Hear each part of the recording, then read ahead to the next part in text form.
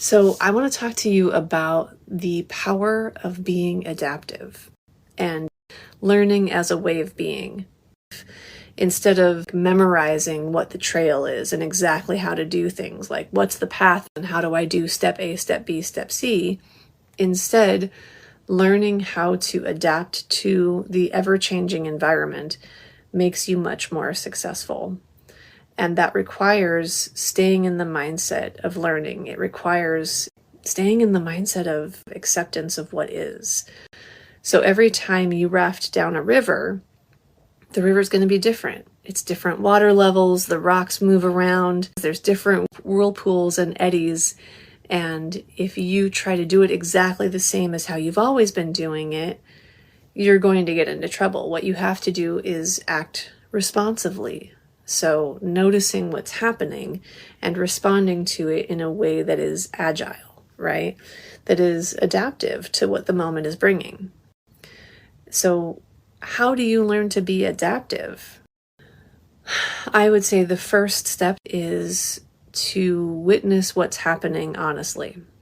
A lot of us like to not tell ourselves the truth. We like to pretend like bad things aren't happening or things we just don't expect or don't want. We want to say, well, it's probably going to go away, right?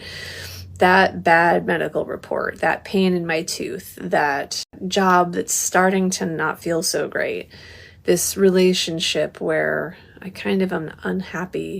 We lie to ourselves and say it's going to get better. It's, oh, look, there was one good sign. I'm going to fixate on that and not look at what is really happening. One of the best superpowers you can develop, and anyone can do this, is radical self-honesty.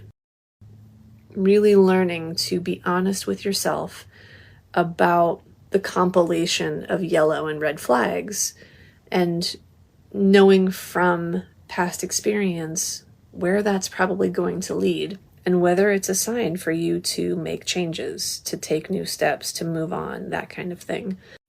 A lot of people struggle with radical self-honesty because they're afraid of feeling difficult emotions.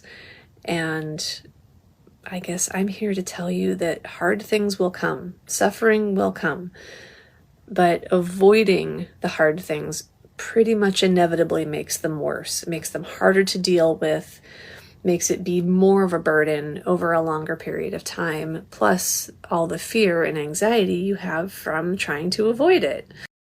If this is something you're interested in learning to do, I really recommend you look at some of my offers like Soul School, which is about learning kind of emotional adaptability and radical self-honesty and building those muscles.